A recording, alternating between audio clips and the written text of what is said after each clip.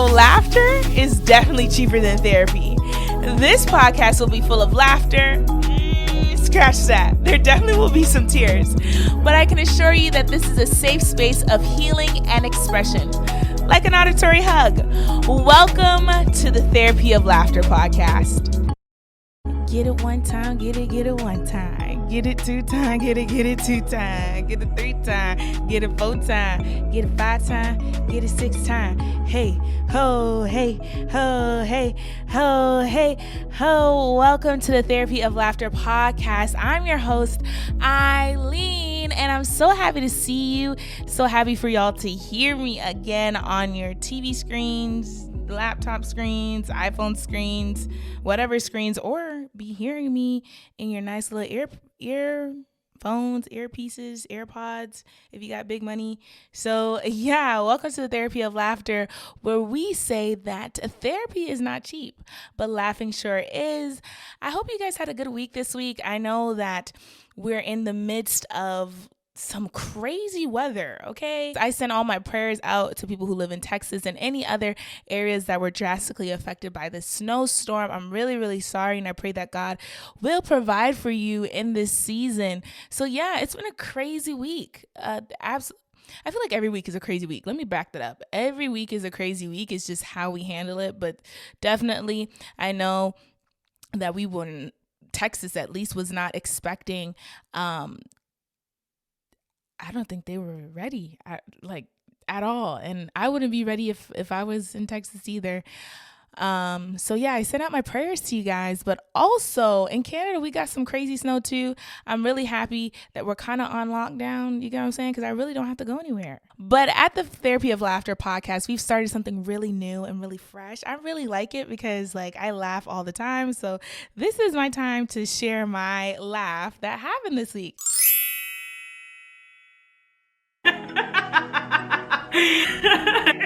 Yeah. So my laugh of the week this week was my brother. My brother asked for his birthday. He asked for a sleeping bag for his birthday.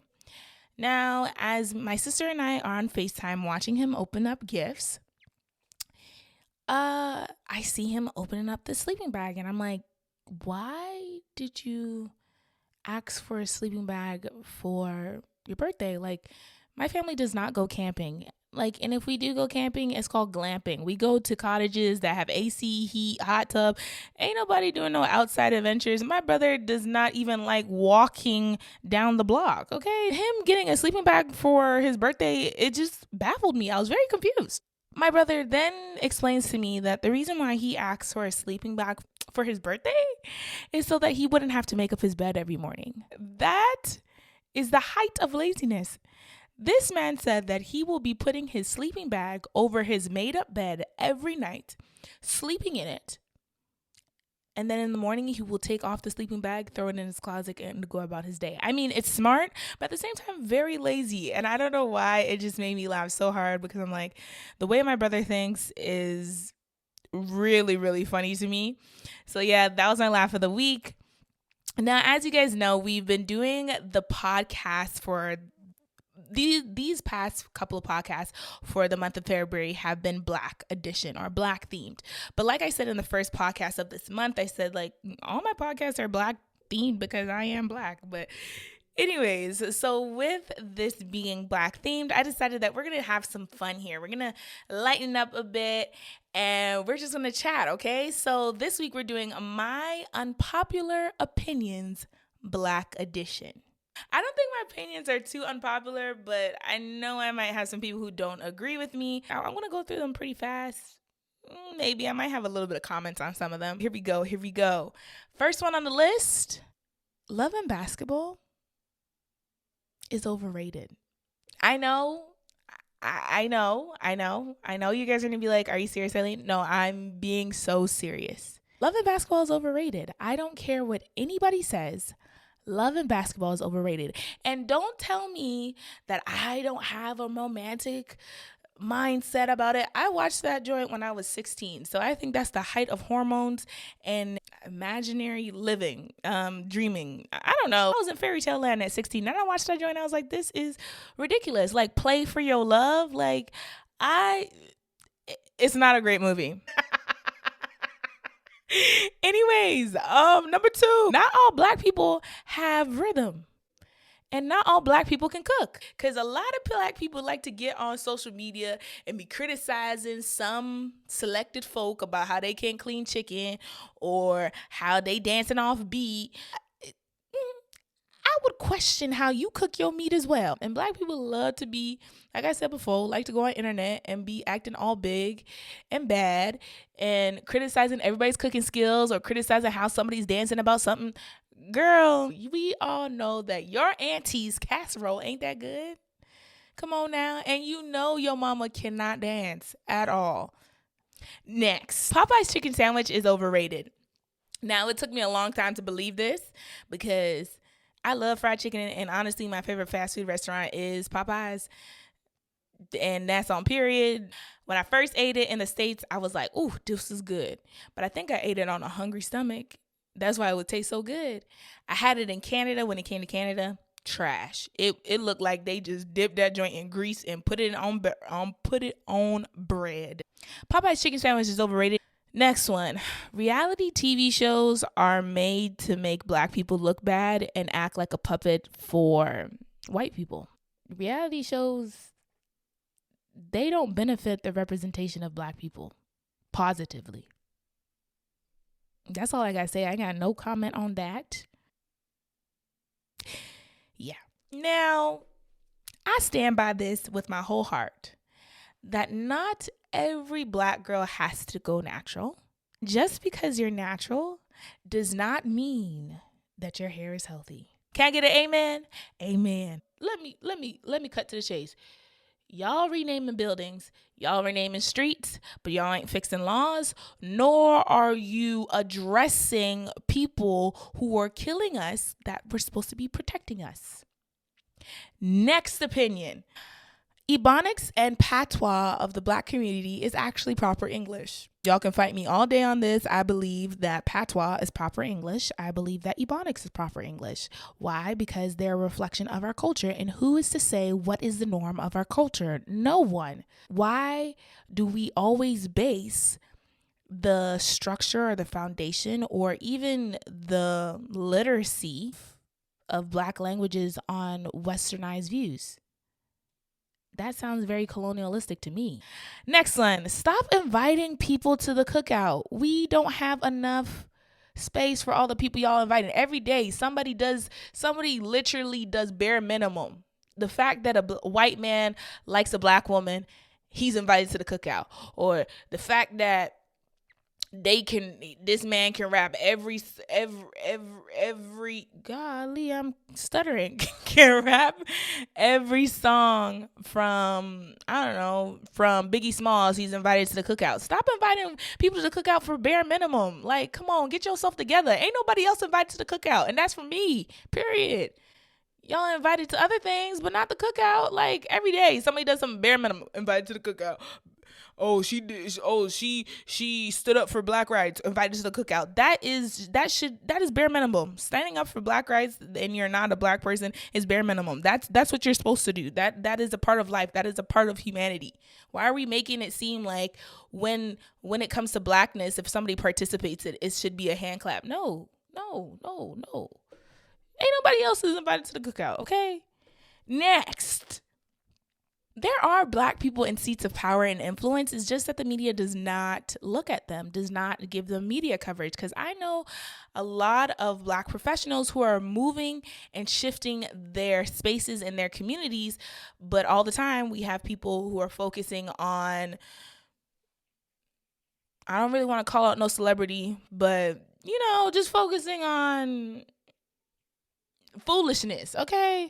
Focusing on who Future's dating or who Lori Harvey's dating, or people are just focusing on stupidity when there's actually black people out there who are trying to be that presence so that the young young people of the Black community can grow up and see examples of themselves. So yeah, I believe that we are moving and shaking communities. It's just that we're not getting as much as media coverage as the next person. And I honestly feel like we only get media coverage when we're doing something negative. When we're doing something positive, ain't nobody showing up to put us on Instagram Live or anything like that. Only time they put us on Instagram Live or put us on Shade Room is when we fighting, cussing, acting out our character. But when we actually doing something empowering, ain't nobody paying attention to us. So I do believe that there's people out there.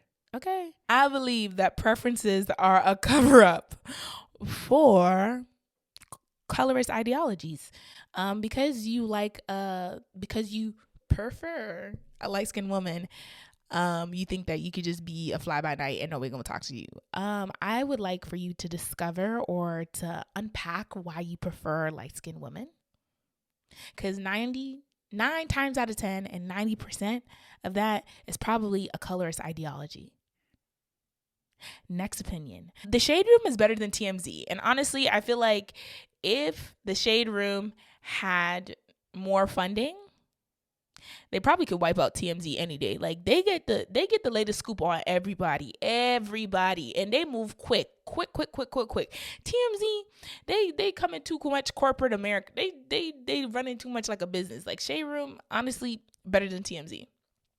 The last one of today is, I do not think that non-Caribbean and non-African actors should be acting in roles that would require them to have an African or Caribbean accent.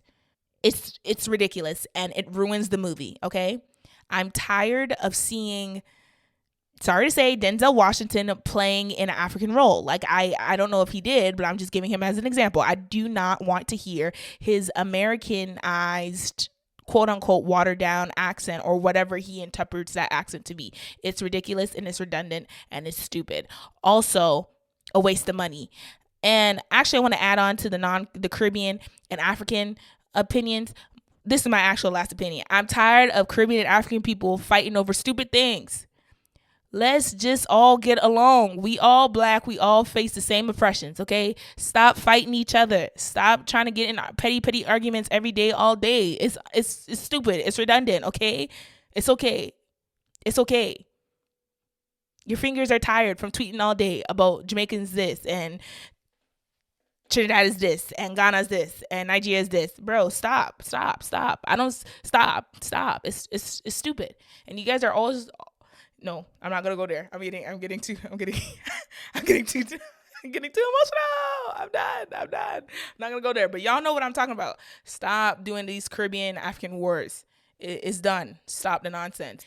Now that's the end of my unpopular opinions. If you agreed with them, let me know. If you didn't, it's okay. I still love you in the end. I believe that laughter and joy holds such a strong weight in our community, in the Black community. And I also believe that it's kind of a vehicle of therapy in every season. For some reason, Black people are always able to laugh in spite of. And I said this earlier, and I can't remember if it was my first episode or my second episode. I just talked about like the joy that Black people have, and like in spite of, we can laugh.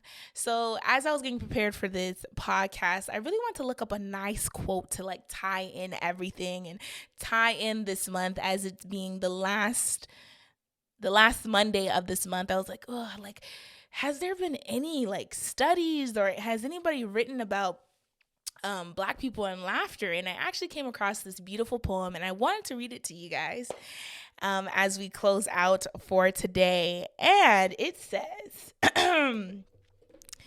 it is clear that Black laughter is a life force all on its own. Even when there's no pandemic or international outrage over our suffering, laughter is a reliable form of resilience. It bubbles near the gut and rolls out of open mouths. Black laughter propels you forward. It's not uncommon to keel over. It might push itself through your limbs and present itself as dancing. Laughter can make your shoulders shimmy, make you stomp, clap, or swat your neighbor's back. Black laughter sounds like wailing, panting, gasping, supplication, and surrender. It's celebration and lamentation. its release. It's also a battle cry. Again, every day, it's also a battle cry against anti-Blackness every day. It rejects the whispers to crouch down, fold into ourselves, or cover up. It refuses orders to be serious, to tighten our tongue. It releases pleas to be less vocal, less childlike, to be smarter, quiet. We laugh and evoke Black teenagers on street corners told to scatter because their love languages are roasting each other and healthy debate.